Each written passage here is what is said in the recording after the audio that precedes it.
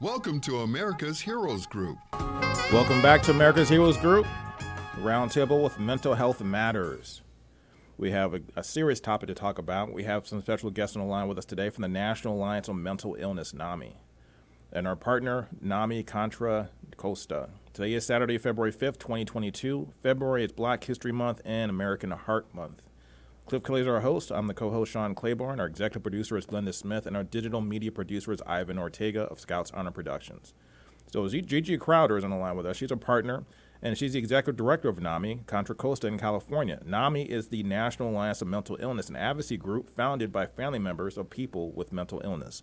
And we want to talk about something very, very serious and something that's been on the radar, especially for veterans for a long, long time, for many, many years, particularly now that we have people returning home from Afghanistan, and that is the crisis around suicide. Gigi Crowder, are you there with us? Yes, I am. Thanks for having me. So tell us what we need to know about this crisis. Suicide is something that we talk about a lot within the veteran community. There's 22 suicides a day we hear about all the time. It's part of our lexicon nowadays. What is being done about this? Well, I was on your show in October. We had an opportunity to talk about the 988 number that should be effective July 2022 this year. Wow. We have an opportunity to have conversations that we've never had before, but we also have the opportunity to have individuals be able to cut the line and not call 911, but call directly and speak with counselors who will be trained and able to deploy the type of services that they need right away. We recognize, especially after some pretty high-profile suicides that, like the young Miss USA, that this is not about having it all. That's a myth. Suicide is impacting many people, and it's really showing us that we can do a whole lot more. However, surprisingly, after COVID, the suicide rate overall has actually dropped by 3% for the general population, but there's still some groups, and the groups that we should be worried about are individuals under the age of 30. So their rates have not shifted. All right, that's the second leading cause of death, ages 10 to 34, suicide. Suicide is the 10th leading cause of death in the United States overall, but second leading cause of death for people ages 10. So I can't even imagine a 10-year-old going through a crisis, a psychological crisis, where they would feel that there is no other hope but death. Yeah. So although suicide decreased, depression and anxiety, right, has increased tremendously, and we're talking about mental health a lot more even with younger people, but we're not necessarily supplying them with the resources that they need. Wow. So how do we get people to communicate their depressions or the things that's bothering them, to talk more about it? Because it seems like that's something we kind of run away from. And when we have people in our families, when we have people that are in our social circles, we seem to always want to shy away from the topic of mental health and depression, things like along those lines. Yeah, so it's normalizing and breaking down barriers around communication. You don't have to ask someone if they have a plan for ending their life, but you can check on people, and we're learning it's really important to check on the ones that appear to be doing well.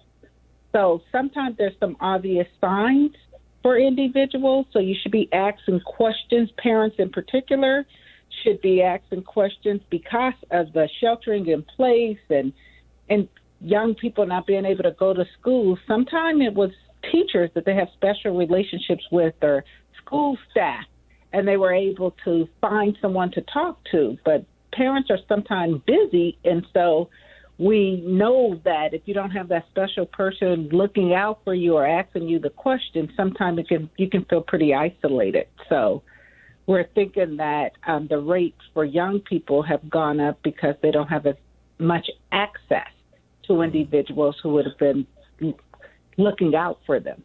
And also tell us a little bit more about NAMI and also how NAMI got started. So because I've looked on your website, and you have a lot of great information on your website. A lot of videos I saw that were really touching and also very informative. Tell us about NAMI, how it got started, and what your mission is. So most NAMIs, because there's 600 affiliates across the nation, most were started when family members, and in this case, the first one was started by two moms who were hoping to get services for their loved ones who lived with severe mental illness, and the governmental services were not meeting their needs, so they started meeting to kind of share and get other families together to talk about how they can push and advocate for better services. Well, that was happening actually all over the nation, generally over a coffee with a group of individuals that just were not pleased, and many had different names, but then when they realized that there was this national NAMI, they started joining forces with that one because there is definitely strength in numbers. So our NAMI carries a mission to educate, advocate, support, and do outreach to find those families with the motto of "you're not alone." And that's a message that we should be sharing with all people. You're not alone. Generally, you're going to find someone else who has had your struggles, who have figured out ways to get past it through getting the support they need. And that's what's so tragic around individuals who make the decision to end their life. There's studies that show those who survive attempts often are grateful that their lives were spared. That was interesting. I saw that fact as well, because 9 out of 10 survivors, which first is back up a little bit, about 129 suicides per day. 1/6 of these are veterans. So the CDC says suicide's up about 30% over the last 20 years, roughly, although the last few years since the pandemic, yes, we had a little bit of a drop. Guns, if a gun is involved with a suicide, it's an 85% success rate. However, if there's no guns involved, there's a 95% failure rate of suicides. And typically 9 out of 10 people who try to commit suicide who survive usually don't ever do it again or try to attempt it again. So Exactly. So I think that's the silver lining in this, at least. But also an eye-opening fact, so particularly with a lot of veterans, because a lot of veterans are gun owners, and that's typically the weapon of choice for suicide. For veterans. Exactly, and I've worked with some individuals that have had some pretty great strategies around how you could avoid having that use their weapons by building a relationship and layering actually in the toolkit or in their ammunition box some things that are important to them. So by the time they get down to where their ammunition would be, they've rethought their decision. So people are getting pretty creative, but for a person to feel despondent, we probably should be doing more preventative services and offering the resources before a person gets to that point. I definitely agree. So tell me, what are some of the things that in your personal experiences that have been successful at getting people to kind of turn their corner, turning there's the quote on your website, turning silence into recovery. How do you get people to turn the corner to kind of reshape and kind of deal with a lot of the struggles in their lives? I like the idea of NAMI, having people that have gone through the experience or had depression, had issues, who are trying to recover themselves, helping other people to recover. But what are some of the key steps that you do in your process that can take a person who's in the darkness and trying to get them to the light? So often individuals who are having a difficult time will self-medicate with alcohol and other drugs. So we know that. And then the individuals in their life actually are worried about them, but they also sometimes are upset with them. So they are not able to see the signs of the mental illness because they're more focused on the damage that the person may have done and the hopes and dreams they had for the individual. So at NAMI, we do remind people that it is a medical condition and it has nothing to do with a person's character, and that even addictions are chemical imbalances and diseases. So that education part is really important for us at NAMI, so that the individuals has a support system. So often when I get a phone call, and when it's a young person, I like to take all those calls. They're usually going to be from their parent, and I'm usually going to do the education. But I'm going to ask that parent if they feel like the young person will speak with me. And surprisingly, they usually will speak with you because generally they're looking for someone they can trust. And as soon as I get on the phone with them, I say, you've been having a really tough time. I'm someone who's familiar with individuals who've been where you are but are now doing much better. And I'd love for you to give me the opportunity to build your toolkit and meet some of these individuals. And I think a large part of it is connecting people with their purpose and having an opportunity for them to share and get the feelings that they're carrying out. Our motto being, you're not alone, helps them identify with the fact that there's opportunities for growth, opportunities for healing.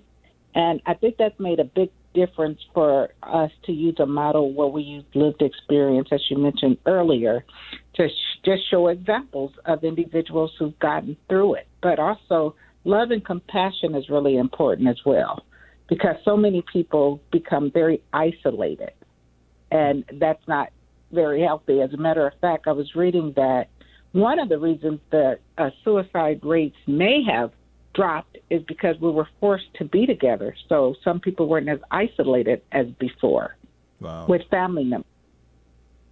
Wow, that's amazing. So actually forcing people to be at home in some ways, yes. help people, be around other people so they weren't having those that suicide thoughts and things like that. That's amazing. And then job loss and things like that, with so many other people experiencing it, individuals didn't feel like they were a failure. Wow. Can you tell us your social media handles? Give us the information on how we can connect with you guys, particularly on your, if you have a Facebook page, and also your phone number if people want to connect with you. Yeah, well, there's a NAMI National, so that's a NAMI.org, and then ours is specific to Contra Costa County. It's just NAMIContraCosta.org, and then if you go to that website, I mean, most people, I wanted to put my phone number there. I have no problem with people calling me, and then if there's someone more specific to having their lived experience, I pass it on to them. But you'll find all the phone numbers at the NAMI National. There are 600 affiliates, or an individual go to NAMI National and find the affiliate closest to their home and then make a connection. One of the things that family members like so much is that when they go to our trainings, they then connect with other individuals who've been supporting their loved one, and they can share strategies. So we're on Facebook. Each of the affiliates are on Facebook. Each of the affiliates have their own website. Each of the affiliates have a number. You can connect with them. Generally, they have warm lines, so we don't have a crisis line. It's really much more important for individuals to speak to trained individuals. So most counties will have a contract with an organization and a well-known number like 211 where they can call and get support that way. But we at our NAMI and Contra Costa counties, we respond immediately. So we'll get a call, the answering service will code it and send it to our staff, and someone, whether it be staff or a volunteer, will generally respond within 2 or 3 hours. But there's the National Suicide Hotline, which is probably a much faster approach where it's 24/7 and individuals will pick up right away. And the National Suicide Prevention Lifeline Hotline is 1-800-273-TALK. That's 1-800-273-TALK. Now, how does a person get trained or prepared to do some of the work that you guys do as far as talking to someone who's thinking about suicide? How do you get somebody ready to help someone else in that situation?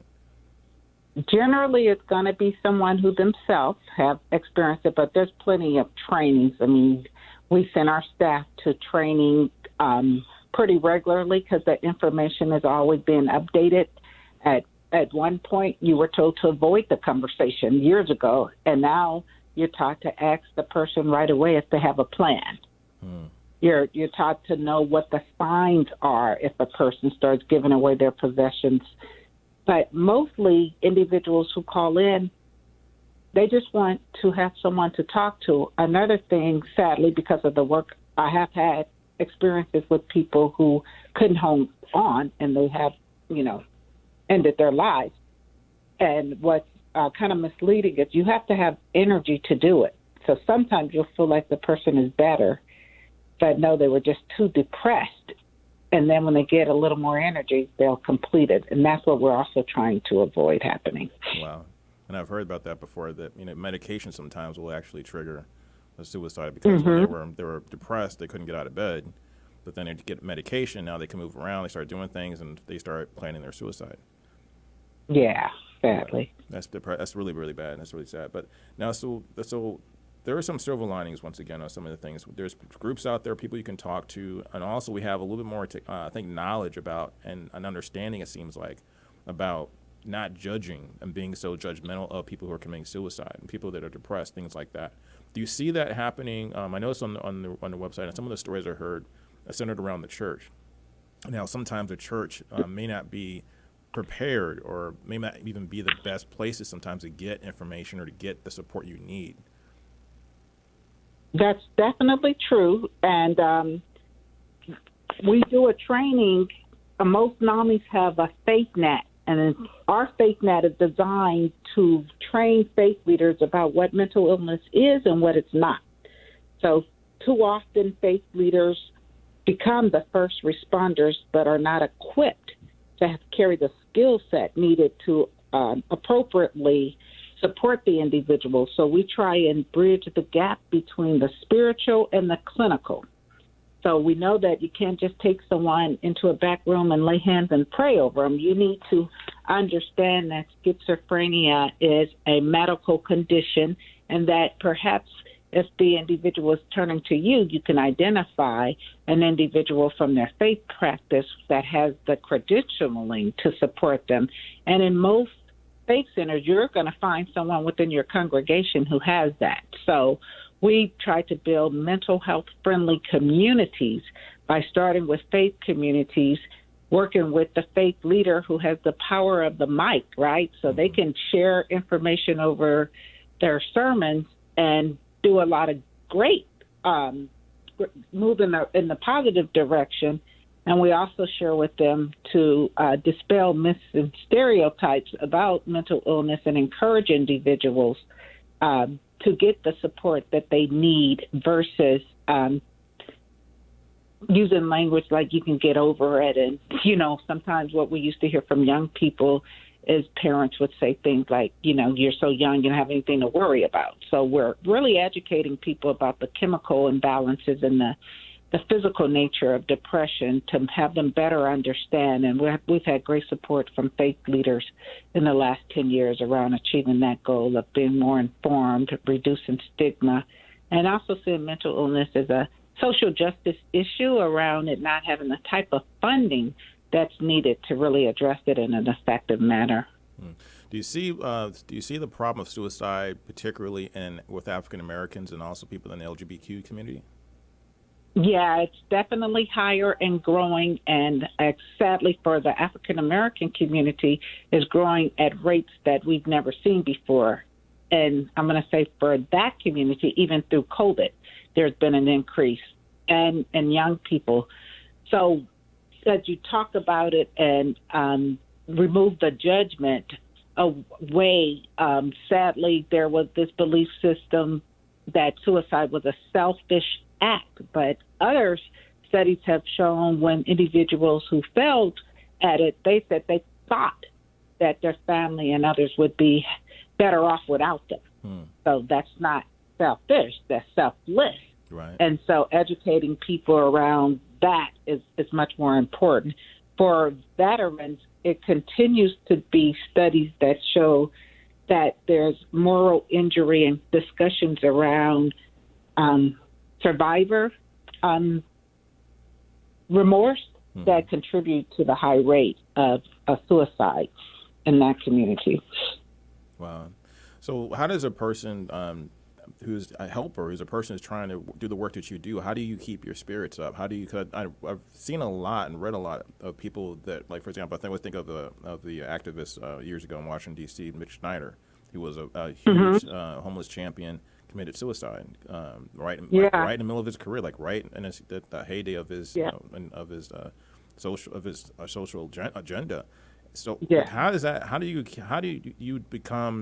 you stay on top of it where you don't yourself don't become depressed or get to the point where you think about suicide or death? self-care becomes very important for anyone working in this field. You get the phone calls. I mean, I probably do have not so great boundaries because I treat each individual as if it could be my own child, and how would I respond if it was? And so I know I need to get up in the morning and go to the gym, and I put on my TD Jakes sermons, and that they're all very empowering. And I think about how I'm going to support others, but how I'm going to take care of myself so I can support others. So just like when you board an airplane and the pilot tells you that you must put the air mask on yourself before your child even, it goes against everything you believe. But if you get into the practice of doing that, you realize you actually have more for other individuals. And then I have no problem with treating myself. So I'm in the gym, which allows me to eat my treats as well as shop for the things I want. And I found a really good balance. So I do work hard, but I also play hard. And I don't, I don't knock myself for giving myself the opportunity to bring a lot of what I like seeing in my life. Now, can I ask you a personal question? How did you, Yeah. what made you personally get involved with NAMI? How did you get involved with NAMI? Did something trigger your involvement? I have an aunt who lived with schizophrenia, and because I'm from the African-American community, there wasn't a lot of education, so we would visit her at the state hospital. And then when I went to college and happened to major in psychology, and once I finished up my studies, I decided to focus on strengths versus weaknesses, and I recognized because of not understanding what she was dealing with and blaming her, so many people self-medicate. It's easy to see it as a character flaw when someone is using drugs, but really they're looking for an escape from the symptoms, and that's why they self-medicate. So I recognize that my dear Aunt Christine, I missed out a lot by not understanding. And then as she got older, I saw less of the psychiatric symptoms and just more of older age, and we had a great relationship after that. And then I started applying that to what I was seeing and other people in the programs that I work with, that if you really got to know them and focus on their strengths versus their weaknesses, you would understand that we're all alike, and a medical condition should not define a person's value. Mm. Now, do you see more men committing suicide than women? I can't remember if that. That fact up. In this country, these statistics haven't changed in decades. It's white males over the age of 60 who has the highest incident of suicide for any one cohort. Well, Native American community has the highest overall by ethnicity. It's always been white men who've had the highest. And some people suggest that's a loss of power, not connected to their purpose as much when they're older. So that's remained pretty static. Wow. Do you think social media plays a role, especially with kids nowadays, as far as? Definitely. For bullying and yes, social media, and there's been, some attempts at reducing the amount of screen time that individuals have, because there's a correlation to the amount of screen time and depression and lack of motivation. But sadly, what happened through COVID was, with the distant learning and not going into the school setting, we reintroduced the technology, and so often students would be with their laptops but their cell phones in their hands. So we've been hearing from educators that now they're having a struggle with, that was the only way young people could connect with each other, that they became kind of addicted to it. And I'm going to say some adults are, and I'll raise my hand. I reach for it before I reach for my Bible. I'm not happy about it, but I know I do. And for me, it's not to see how many likes I've gotten, but it's become an educational tool for me and a way to connect as well. So I think it's harming us, and I think it does lead to depression, anxiety, and, the culture of having it all is perpetuated through social media. Wow. Are needing to have it all. Well, Gigi, I appreciate you spending the time with us and giving us a lot of information about this really difficult topic. Thank you for holding such a forum for me to do so. Thank you for inviting. Bye-bye.